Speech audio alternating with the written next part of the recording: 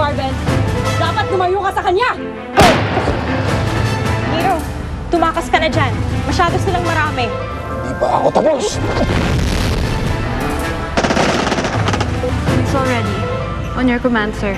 Fire! Kung siya ang tunay na Captain Bart, hindi siya mapapahamak. Hindi siya. Sabi ko sa'yo.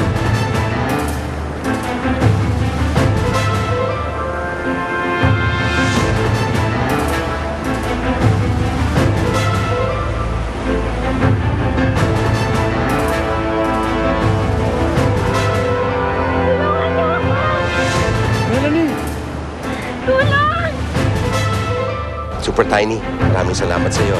Ngayong sigurado na po kung ligtas na po kayo, babalikan ko po si Ate Melanie. Sabi niyo po, unahin ko daw po kayo iligtas. Yes. Si Captain Barbel.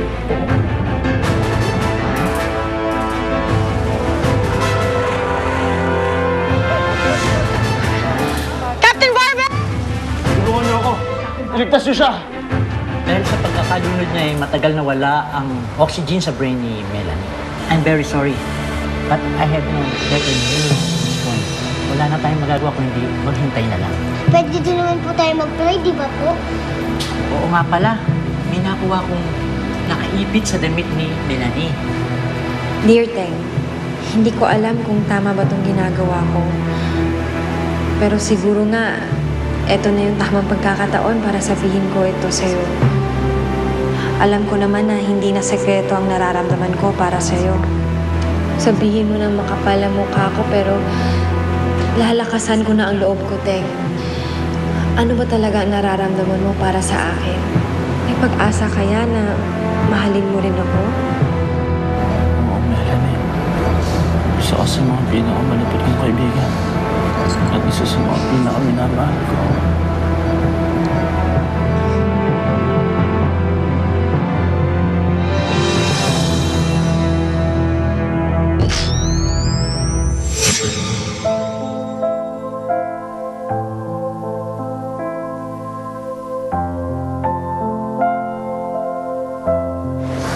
Kuya Teng, gigising ko po ba si Ate Melanie?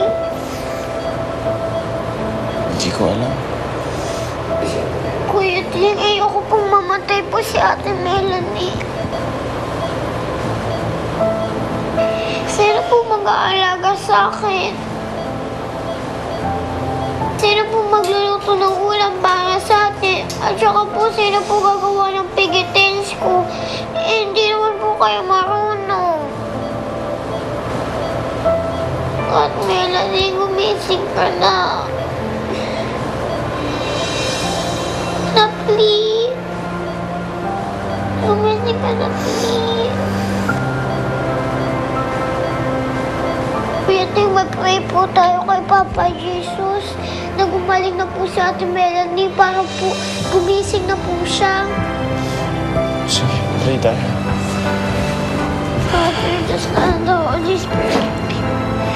Sana po, gumaling na po si Ate Melanie. Gusto ko po kasi siya makasama. Aayusin niya po yung hair ko. Kasi hindi po marunong po si Kuya Ting mag-ano ng pigitails eh. Sige na po, Papa Jesus. Please, kisingin niyo po siya.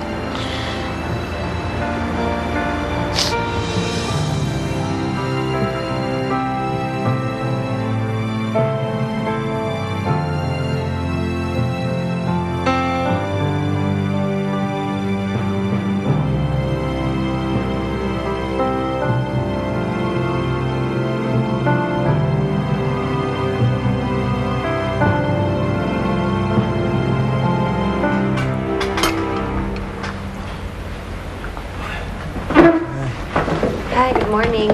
Morning. Can I just have some aspirin, please? Ang sakit ang ulo ko. Bakit ka naman kasi naglasing, kuya?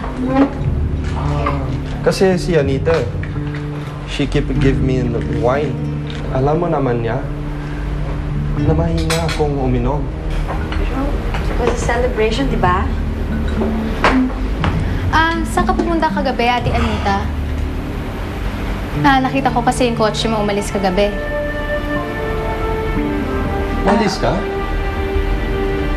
Hindi kasi ako makatulog kagabi, so nag-drive na lang ako. Pero bumalik din naman ako kaagad. Anita, you know, you should not go out alone when it's late at night. It's dangerous. Hindi mo ba narinig ang mga kwento? It's a lot of bad people at night. Di ba marami namang superheroes nagsisave sa kanila? Hindi ba?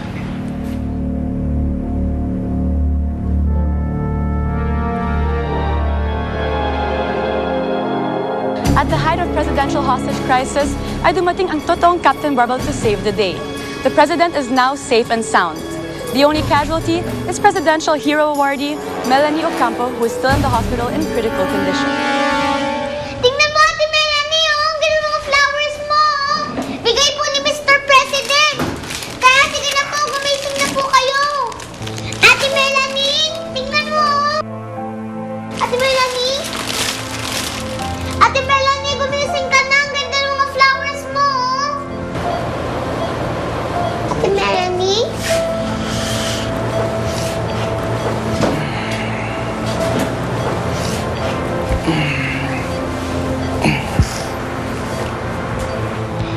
Kuya Teng, kasalanan ko po ba kung bakit po nagkasakit po si Ate Melanie? Paano mo naman naging kasalanan, Lola? Kasi po, hindi ko po siya naligtas. Kasi po, sabi niya po, iligtas ko daw po si Mr. President. Siya daw po unahin ko. Lele, wala kang masamang ginawa. Tama nga ang ginawa mo eh. At sigurado ako alam ni Ate Melanie mo yun. Pero, kung siya po ang niligtas ko, wala po mangyayari sa kanyang ganito. Eh baka wala naman tayong presidente ngayon, di ba? Alam mo kung nandito lang ngayon ang Ate Melanie mo, sigurado ako proud na proud siya sa ginawa mo. Talaga po, magiging proud po siya sa akin. Sigurado yun.